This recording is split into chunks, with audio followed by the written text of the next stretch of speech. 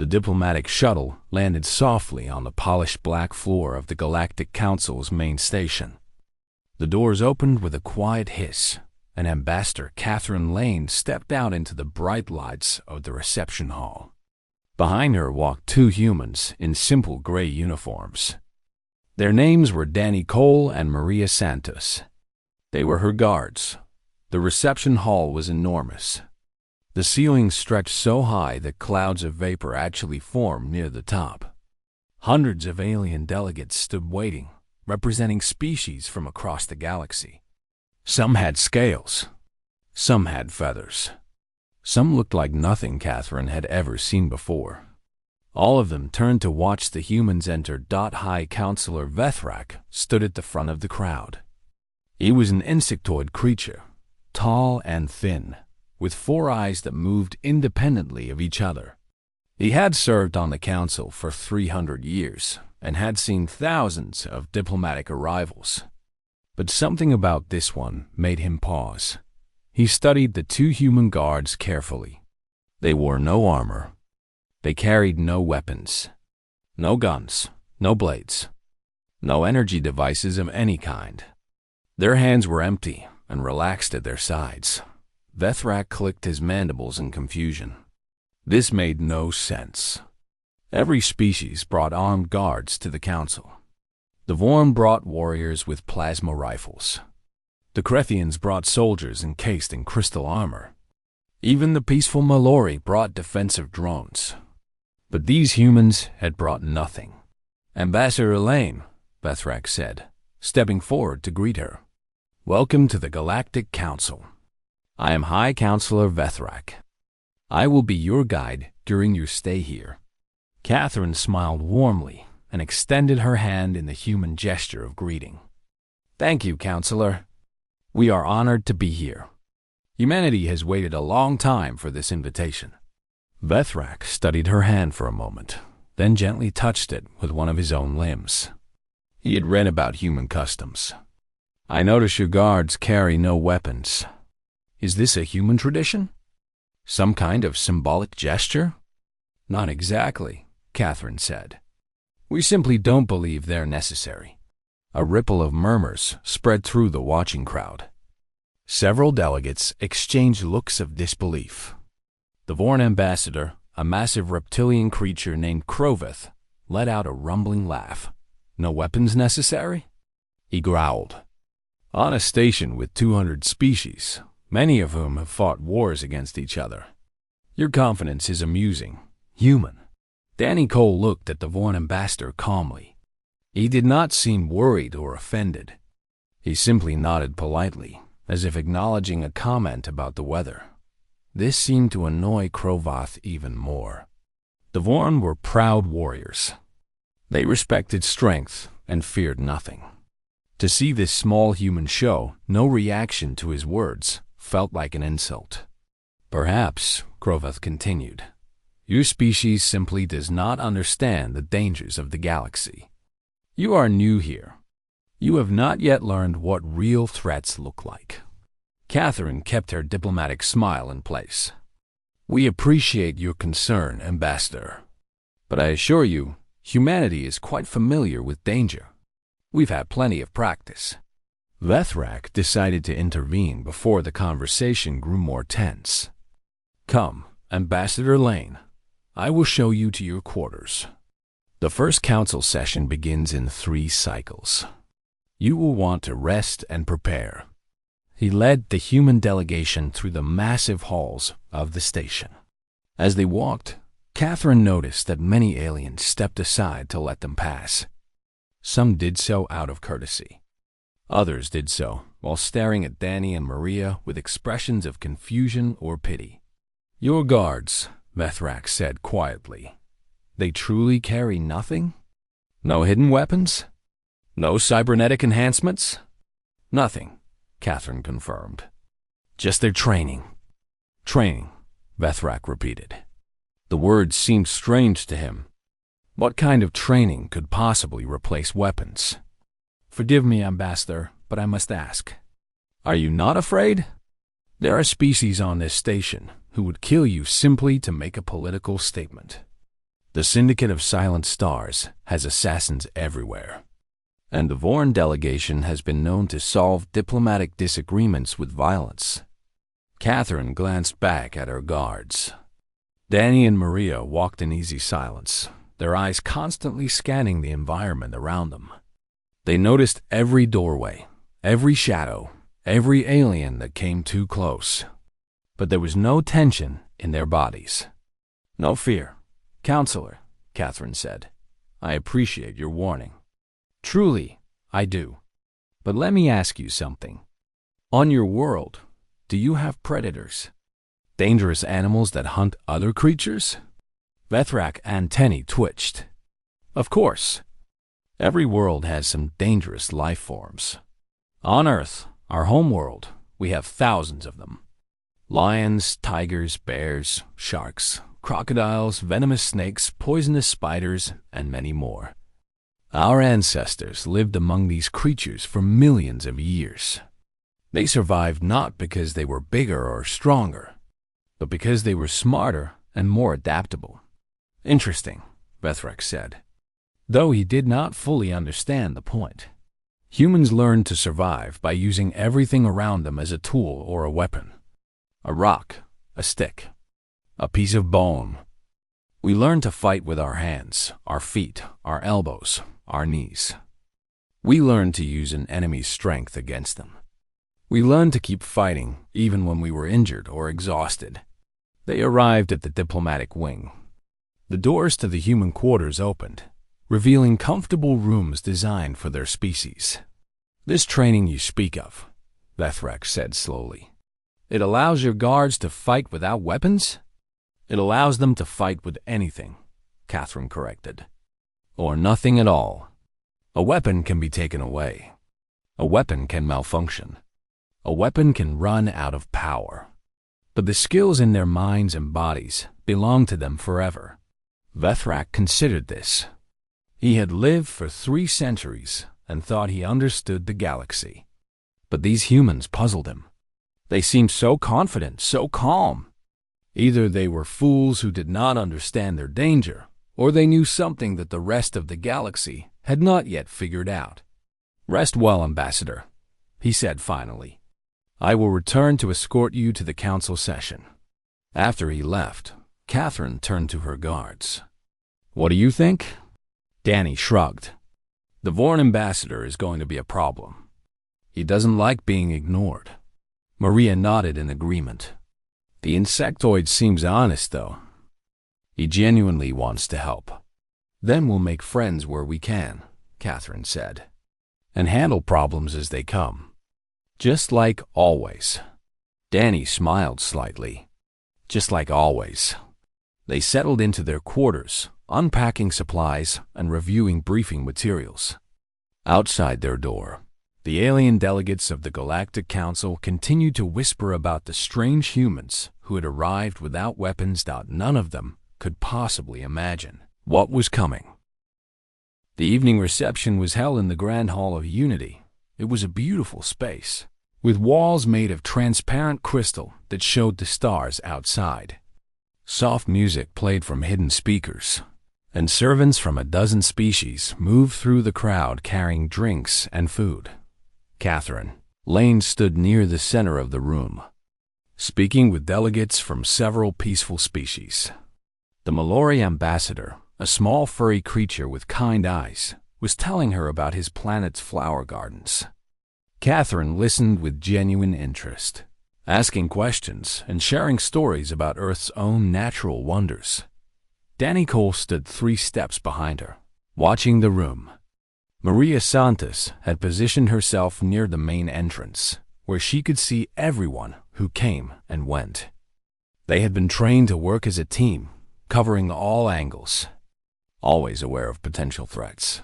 The threat, when it came, was not subtle. Ambassador Krovath had been drinking fermented silicate wine for several hours. The Vorn had strong bodies that could handle most poisons, but alcohol affected their judgment just like it affected humans. With each drink, his anger had grown hotter. He kept thinking about the human guards. Their calm faces, their relaxed posture, the way they had shown no fear when he spoke to them. To a Vorn warrior, this was an insult beyond words. Fear was respect. These humans had shown him no respect. Now, watching the human ambassador laugh and chat as if she belonged here, Kroveth felt his rage boiling over. Humans had only been in space for a few generations. They were newcomers, infants, nothing compared to the ancient Vorn Empire. Yet they walked around this station like they owned it. He pushed through the crowd, shoving smaller aliens aside. Conversation stopped as he passed. Everyone could see the murder in his yellow eyes. Catherine noticed him coming, but did not run or call for help. She simply turned to face him, her expression calm and professional. "Ambassador Kroveth," she said, "are you enjoying the reception?" "Humans," he growled. His voice was loud enough for everyone nearby to hear. "Your species spreads too fast. You take systems that should belong to greater civilizations. You act as if you have earned a place among us." "We have colonized only uninhabited worlds," Catherine replied evenly. "We have no quarrel with the Vorn Empire. Perhaps the Vorn have a quarrel with you." His clawed hand shot forward, aiming for Catherine's throat. Vorn claws could cut through metal. One strike would tear her head from her body. The strike never landed. Danny Cole moved so fast that most observers could not follow what happened. One moment he was standing behind the ambassador.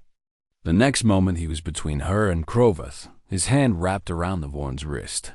Kroveth tried to pull back. He could not. The human's grip was like iron. Danny twisted his body, applying pressure to the Vorn's wrist and elbow at precise angles. Pain signals exploded through Kroveth's nervous system, pain unlike anything he had ever experienced in battle. His knees buckled. He dropped to the floor, his arm locked behind him in a position that threatened to snap bone. The entire hall had gone silent. 300 delegates watched in shock. Kroveth struggled, trying to use his superior size and strength to break free.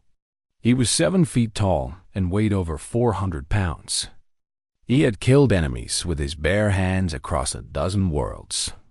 But no matter how hard he pushed, he could not escape the human's hold. "Ambassador Lane," Danny said calmly, as if discussing the weather, "would you like to continue your conversation? Or should we excuse ourselves?" Catherine looked down at the struggling Vorn. Then she looked at the crowd of stunned aliens. She made a quick decision. "Release him, please." Danny let go and stepped back. He did not assume a fighting stance or raise his hands. He simply returned to his previous position, relaxed and watchful. Kroveth scrambled to his feet, clutching his arm. His yellow eyes were wide with an emotion he had not felt in 300 years of warfare. Fear. Pure, cold fear. "How?" he gasped. "How did you?" Danny did not answer. He did not need to. The Mallory ambassador broke the silence. "That was... I have never seen anything like that. You did not strike him. You did not use any weapon. Yet you defeated a Vorn warrior in seconds." "I did not defeat him," Danny said. "I stopped him." There is a difference. Maria Santos had not moved from her position by the door. She had watched the entire incident without drawing a weapon or even stepping forward. One guard had been enough. She had known it would be High Councilor Vethrak pushed through the crowd, his 4 eyes darting between the humans and the humiliated Vorn. "Ambassador Kroveth, you attacked a diplomatic guest. This is a serious violation of council law." I was... Kroveth could not find words. He kept staring at Danny, trying to understand what had happened. "He was drinking," Catherine said smoothly. "Perhaps the wine affected his judgment. I am willing to forget this incident if Ambassador Kroveth is willing to apologize." Every eye turned to the Vorn. Apologizing was almost as shameful as losing a fight. But the alternative was being expelled from the council and bringing dishonor to his entire empire. I apologize, Krovath forced out. The words seemed to cause him physical pain. Accepted, Catherine said. Now, if you will excuse me, Ambassador Mallory was telling me about his planet's flowers. I would like to hear more. She turned back to the small furry delegate as if nothing had happened. The Mallory stared at her in amazement, then slowly continued his story. The reception gradually returned to normal, but nothing was truly normal anymore. Everywhere Catherine went, aliens watched her guards with new eyes. They whispered to each other, sharing theories about what they had witnessed. Some said the human must have been enhanced with cybernetics. Others claimed he had used some kind of invisible weapon. A few suggested that the Vorn had been ill or weakened somehow, but a growing number believed the simplest explanation. The humans were exactly what they appeared to be, ordinary members of their species, with no special enhancements or hidden weapons. And that possibility was the most terrifying of all. Later that night, in the safety of their quarters, Catherine finally allowed herself to take a deep breath. That was close, she admitted. Danny shrugged. Not really. The Vorn are big, but they're predictable. Straight attacks, no technique. Easy to redirect. Easy for you, Catherine said with a small laugh. I thought he was going to take my head off. Never going to happen, Maria said from her position by the window. Not while we're here, Catherine smiled at her guards. I know. That's why I never worry. She did not mention that she had seen the look in Krovath's eyes at the end. That look would spread. Soon, every species on the station would be wondering the same thing. What else could humans do? High Counselor Vethrak had not slept. His species did not need much rest, but that was not the reason.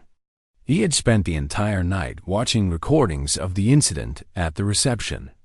He had watched the human guard subdue the Vorn ambassador over 200 times. He had slowed the footage, analyzed every movement, studied every angle. He still did not understand what he was seeing. The next morning, he called an emergency session of the Council's Security Committee. The chamber was smaller than the main assembly hall, designed for private discussions among senior delegates. 12 of the most powerful species in the galaxy were represented. Thank you for coming, Vethrak began. I have called this meeting to discuss the humans. What is there to discuss? Asked the Theshan delegate, a slender creature with pale skin and dark eyes. One of their guards embarrassed a drunk Vorn. It was impressive, perhaps, but hardly significant. I disagree, Vethrak said. He activated the holographic display and played the recording. The delegates watched as Danny Cole intercepted Krovath's attack and brought him to his knees in less than 2 seconds. Ambassador Krovath is not simply a diplomat, Vethrak continued. He is a decorated military commander. He has won single combat against enemies across 12 worlds. He has killed Theshan assassins, Krethian warriors, and Mallory war beasts. Yet a human with no weapons stopped him instantly. The chamber grew quiet. The human was faster than our visual sensors could track, Vethrak said. He applied precise pressure to joints and nerve clusters that should have been protected by Vorn natural armor. He controlled a creature twice his size using nothing but technique and leverage. The Krethian ambassador leaned forward. His body was made of living crystal that shifted colors as he moved. I have been researching the humans since their arrival. What I found is troubling. He took control of the holographic display and began showing images from human databases. Humans lifting enormous weights. Humans running for hours without stopping. Humans fighting each other in organized competitions. Humans surviving injuries that would kill most species. Their home world, the Krethian said, is called Earth. By galactic standards, it is a death world. Explain, demanded the Theshan delegate. Gladly. Earth has gravity that is 30% higher than the galactic average. This means every human develops stronger muscles and denser bones simply by existing. Their atmosphere contains a highly reactive gas called oxygen, which is toxic to many species. Their sun bombards them with dangerous radiation. Their weather includes hurricanes, tornadoes, floods, droughts, and extreme temperature variations. The holographic display showed images of Earth's wildlife. Lions tearing into prey, sharks hunting in dark waters, crocodiles ambushing animals at riverbanks, venomous snakes, poisonous spiders, microscopic parasites. There are over 8 million species of dangerous life forms on Earth, the Crethian continued. Predators, parasites, and toxic plants exist in every environment. Humans evolved in the middle of this chaos. They survive not by being the biggest or the strongest, but by being the most adaptable and the most persistent. Persistent? Vethrek asked. Humans are pursuit predators. In ancient times, they hunted by chasing prey animals until the animals collapsed from exhaustion. A human cannot outrun most prey in a short sprint, but they can keep moving for hours without stopping. Their bodies are designed to cool themselves through sweating, allowing them to run in heat that would kill other hunters. They simply followed their prey until it could not run anymore, then killed it. The delegates exchanged uneasy looks. Their bodies have remarkable healing abilities, the Crethian added. Broken bones mend, wounds close. They can lose significant amounts of blood and survive. They can function while sick, injured, or starving. Pain does not stop them. It merely informs them. The Theshan delegate spoke up. What about their combat abilities? What we saw in the recording. Ah, the Crethian's crystal form flickered with what might have been admiration. Humans have spent thousands of years developing what they call martial arts. These are systems of fighting that use the body itself as a weapon. Strikes with hands, feet, elbows, knees. Throws that use an enemy's momentum against them. Joint locks that apply precise pressure to vulnerable points. Chokeholds that cut off blood or air. He displayed images of humans practicing these techniques. Graceful movements that looked almost like dancing, but could break bones or kill in seconds. The human guards are not special examples of their species, the Crethian said. They are average. Sergeant Cole and Corporal Santis are considered standard military personnel. Any trained human soldier could do what Cole did at the reception. The chamber erupted in worried murmurs. This cannot be right, the Theshan delegate protested. If humans are this dangerous, how did they not conquer their own world through violence? How did they develop civilization at all? That is perhaps the most interesting part, the Crethian replied. Humans are extremely violent by nature. Their history is filled with wars, conflicts, and atrocities. They have killed each other in numbers that would make most species go extinct. But they have also shown remarkable cooperation. They form bonds with each other. They work together toward common goals. They sacrifice themselves to protect their groups. They pause to let this sink in. This combination of violence and cooperation is unique in our database. Humans are dangerous individually, but they are truly terrifying as a group. They protect each other with absolute loyalty. They have a concept called no one left behind. They will risk their own lives to save a comrade, even when logic says retreat is the better option. Vethrek felt his heart beating faster. Are you saying that every human is potentially as dangerous as a trained soldier? No, the Crethian said. I am saying that every human has the potential to become that dangerous if pushed. Their bodies adapt to challenges. Their minds adapt to threats. When placed under stress, they become stronger, not weaker. This is unacceptable, the Theshan delegate snapped. We cannot have such a dangerous species in the Council. They must be restricted, controlled. And how do you propose we do that? Vethrek asked. They brought only 3 members to this station, and one of them defeated a Vorn commander in seconds.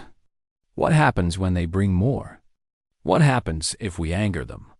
The chamber fell silent. I recommend caution, Vethrek said finally. We must learn more about humans before we make any decisions. We must understand their weaknesses as well as their strengths. And above all, we must not provoke them. The Krethian ambassador nodded slowly. There is wisdom in that approach. Humans respond well to friendship and poorly to threats. If we treat them as partners rather than enemies, they may prove to be valuable allies. And if we treat them as enemies? The Deshan asked. The Krethian's crystal form darkened. Then we will discover exactly how dangerous they can be. And I suspect that discovery would be unpleasant. The meeting ended with no formal decisions, only a shared sense of unease. As the delegates returned to their quarters, each one carried the same thought. The galaxy had just become a much more complicated place, and the humans had only been here for 2 days. The Syndicate of Silent Stars had existed for over 1,000 years. They operated in the shadows of every major government, selling information, weapons, and death to anyone who could pay. When someone wanted a problem eliminated quietly, they contacted the Syndicate. Now, someone had paid them a great deal of money to kill the human ambassador. The Syndicate's leaders did not know who had placed the order. They did not care. Payment had been received, and so the contract would be fulfilled. They assigned 12 of their best operatives to the task. 12 Deshan assassins, bred and trained specifically for killing. The Deshans were perfect for this work. Their bodies produced a venom that could paralyze or kill most species within seconds. Their skin could shift colors, allowing them to become nearly invisible. They could move without making a sound. They had never failed a contract. They approached the diplomatic wing during the night cycle, when the station's lights were dimmed and most species were resting. The human quarters were on the 3rd level, protected by standard security doors that posed no challenge to Syndicate technology. The assassins split into 3 teams. 4 would enter through the ventilation system. 4 would come through the floor from the level below. 4 would breach the main door. The human guards would be overwhelmed before they could react. At least. That was the plan. Maria Santos sat up in her bed, suddenly awake. She could not explain what had disturbed her. The room was quiet. The lights were dim. Nothing seemed wrong. But something deep in her brain, some ancient instinct inherited from ancestors who had slept in jungles full of predators, was screaming at her. She touched the communicator by her bed. Danny, wake up. We have visitors. In his room, Danny Cole opened his eyes immediately. He did not ask questions or waste time being confused. He simply rolled out of bed and moved toward the door connecting his room to the ambassador's quarters. The first assassin dropped through a ceiling panel directly above Maria's bed. Its claws were extended, dripping with paralyzing venom. It struck at where her head had been a moment ago, but Maria had already moved. She twisted her body off the bed, grabbed the assassin's arm as it passed, and used its own momentum to slam it into the metal floor. The creature's skull cracked against the hard surface with a wet crunch. 2 more assassins came through the ceiling. Maria was already on her feet, balanced and ready. She blocked a claw strike with her forearm, feeling the venom burn against her skin, but not penetrating. She drove her elbow into the assassin's throat, crushing its windpipe, then spun to face the third. This one was faster. Its claw raked across her shoulder, opening a shallow cut. She felt the venom enter her bloodstream immediately. Cold numbness began spreading down her arm. She did not slow down. She caught the assassin's wrist, pulled it off balance, and broke its neck with a precise twist. 3 down. She had no idea how many more were coming. Danny's room was under assault at the same time. 4 assassins came through the floor, rising from holes they had cut in the metal. Danny was waiting for them. He killed the first one before it fully emerged, stomping down on its head with all his weight. The second received a knee strike to the face as it tried to stand. The third and fourth attacked together, coordinating their movements like experienced hunters. Danny moved between them, never staying still, always positioning himself so they could not strike at the same time. He blocked a claw with his left arm and felt venom burn into his skin. He ignored it. Pain was just information. He grabbed the nearest assassin and threw it into its partner, tangling them together. Before they could recover, he was on them, striking at vulnerable points with devastating precision. Throat, eyes, temple, joints. Each strike was designed to cause maximum damage with minimum effort. 20 seconds after the attack began, 5 assassins lay dead or dying in Danny's room. But the venom was spreading through his system.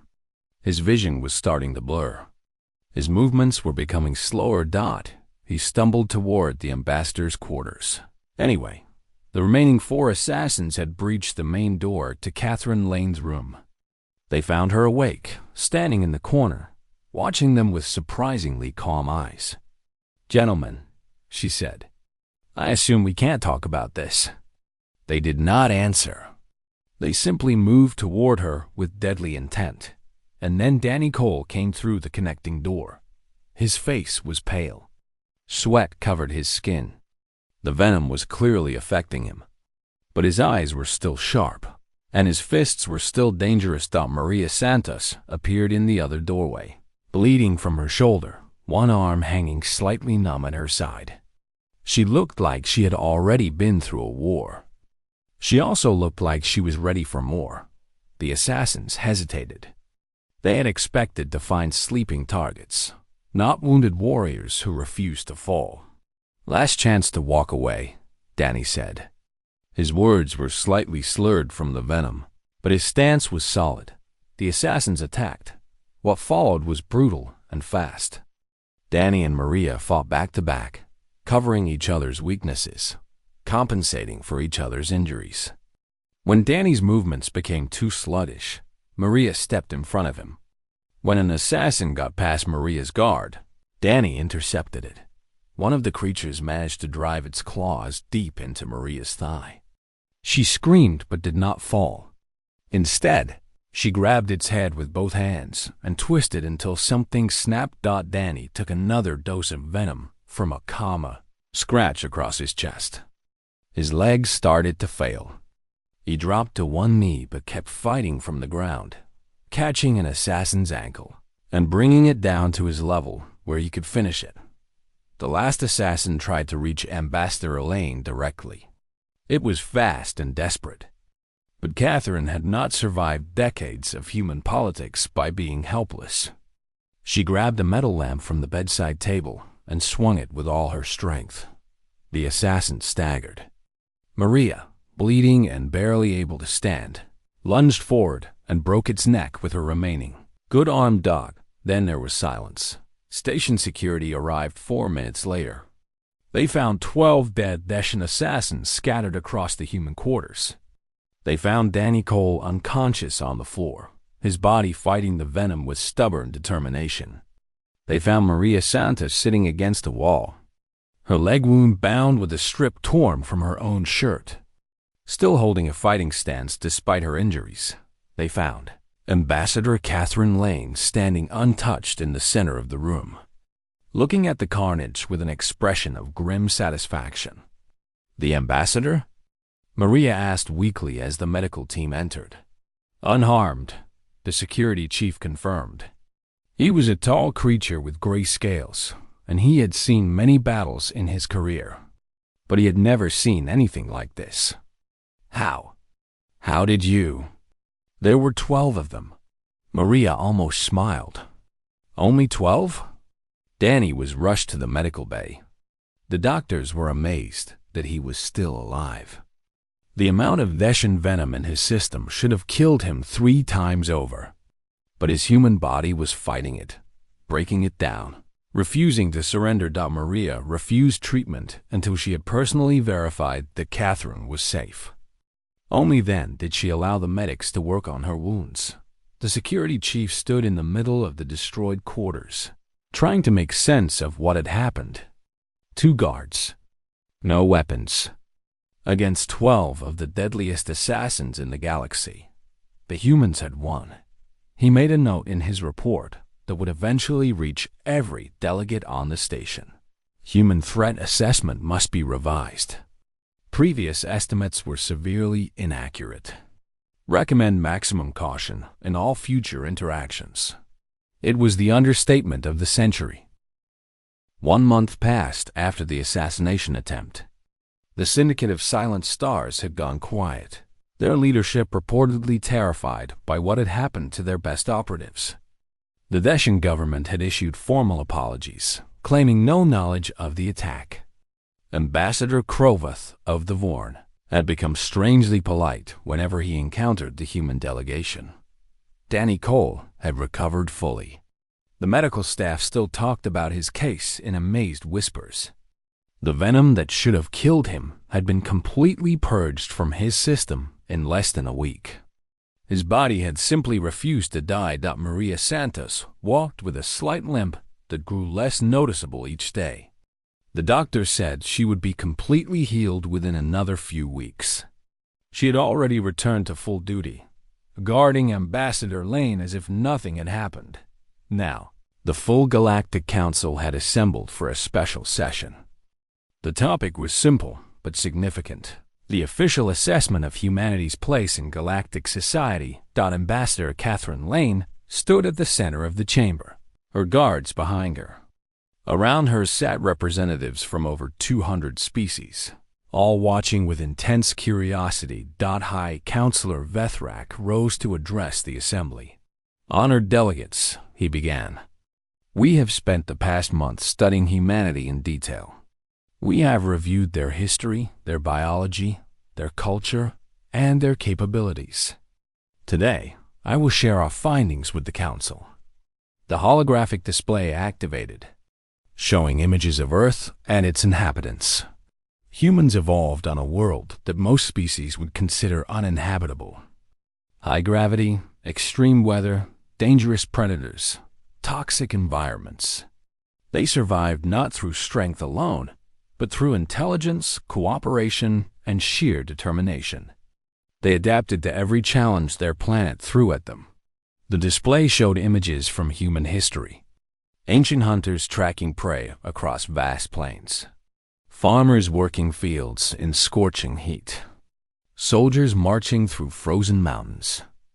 Workers building cities in deserts and swamps. Their bodies are remarkably durable, Vethrak continued. They can survive injuries that would kill most species. They heal faster than expected. They can continue functioning while wounded, sick, or exhausted. Pain does not stop them. It merely informs them of damage that needs to be repaired. The chamber was completely silent. But physical capabilities are not what makes humans truly dangerous. We have discovered something far more significant. The display changed to show images of human soldiers carrying wounded comrades. Firefighters entering burning buildings. Doctors working through epidemics. Ordinary people diving into rivers to save drowning strangers. Humans form bonds, Vethrak said. Deep, powerful bonds with each other and with those they choose to protect. Every human military has a concept they call no one left behind. They will risk certain death to save a comrade. They will fight past the point where their bodies should stop functioning. They will sacrifice themselves for others without hesitation. He paused to let this sink in. What we witnessed 1 month ago was not exceptional by human standards. Sergeant Cole and Corporal Santos were simply doing what any trained human would do, protecting someone they had sworn to protect. They were poisoned, wounded, and outnumbered. Logic said they should retreat, surrender, or die. Instead, they kept fighting until every threat was eliminated. The Krethian ambassador stood. I have analyzed the combat footage extensively. At several points during the fight, both guards suffered injuries that should have incapacitated them. They continued anyway. Medical analysis suggests that their bodies were producing massive amounts of stress hormones that temporarily increased their strength, speed, and pain tolerance. Humans call this adrenaline response. Is this response controllable? Someone asked. Partially, the Krethian replied.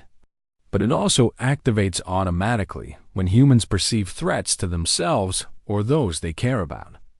The stronger the bond, the stronger the response. A human protecting a stranger will fight hard. A human protecting a friend will fight harder.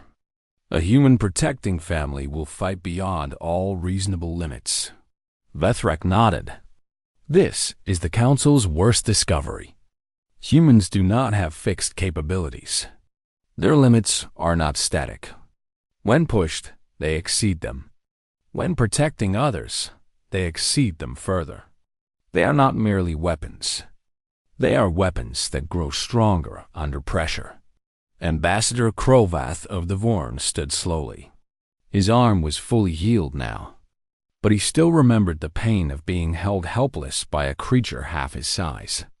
I wish to speak, he said. The Council acknowledged him. I have been a warrior for 300 years. I have fought enemies across the galaxy. I thought I understood strength. I thought I understood courage. He turned to face Catherine Lane directly. I was wrong. He straightened to his full height. The Vorn Empire formally apologizes to the human delegation for my actions at the reception. I insulted you because I did not understand you. I attacked you because I was afraid of what I did not understand. That fear was justified, but my response was not. Catherine inclined her head gracefully. The humans accept your apology, Ambassador. We hold no grudge against the Vorn people. More than that, Krovath continued, I wish to propose an alliance. The Vorn have never shown cowardice, but we know when we have met our equals, perhaps our betters. We would be honored to stand beside humanity as partners rather than enemies. A murmur of surprise ran through the chamber. The Vorn had never proposed alliance with anyone before. They had always preferred conquest or isolation. Catherine smiled. Humanity is honored by your proposal. We would welcome the friendship of the Vorn. Vethrak watched this exchange with satisfaction. Perhaps the Council could avoid disaster after all. Perhaps humanity would become a force for stability rather than destruction. Before we conclude, he said, I wish to add one final note to the official record. A recommendation for all species represented here today. He paused, his four eyes sweeping across the assembly. Do not threaten human diplomats. Do not threaten their allies. Do not threaten their friends. Do not threaten anyone they might conceivably choose to protect.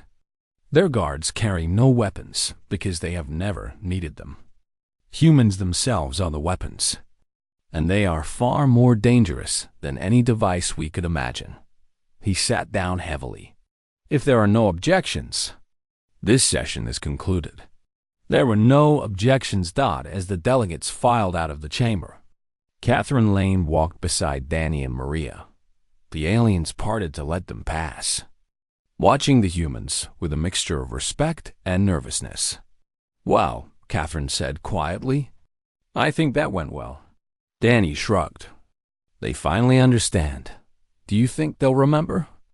Maria asked. Catherine considered the question as they walked through the massive corridors of the station.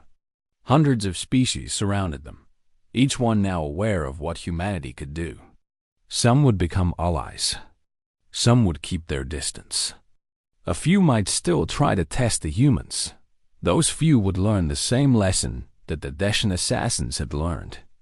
The same lesson that Ambassador Krovath had learned. Humans did not need weapons. They never had. And anyone who forgot that truth would be reminded very, very quickly. They'll remember, Catherine said finally. And if they don't, we'll remind them. She smiled at her guards, just like always. Danny and Maria smiled back, just like always.